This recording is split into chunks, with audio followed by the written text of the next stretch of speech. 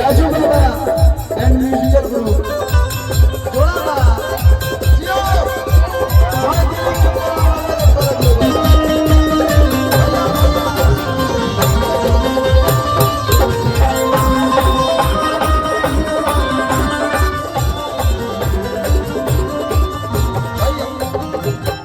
देखिए एक सेकंड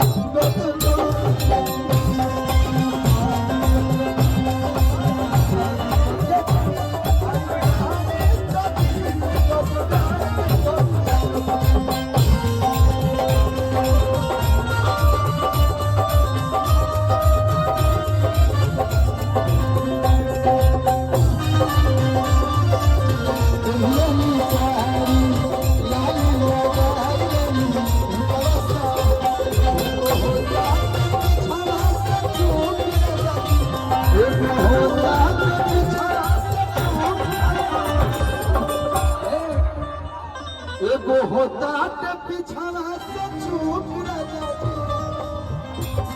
एगो होता ते पिछड़ा से चूक राजा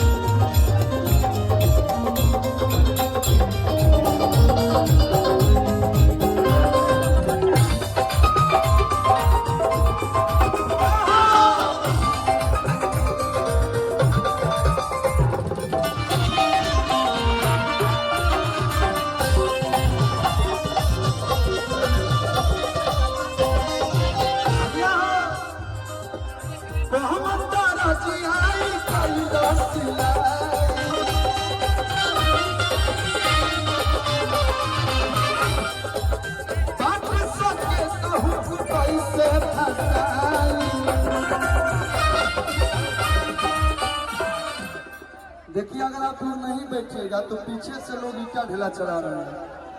और किसी भी कलाकार को लग जाएगा हमारे लाग जाए तो ठीक लागी। फरीदाबाद में आए नहीं वोट मांगे छूट दे के तुम भेजते लोग कुल ठीक लागता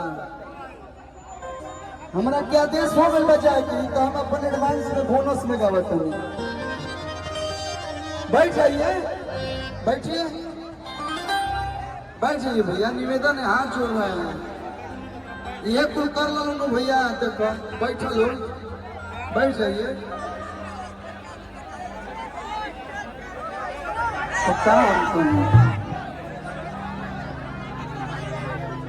बैठ जाइए निवेदन है हम कहा भैया पीछे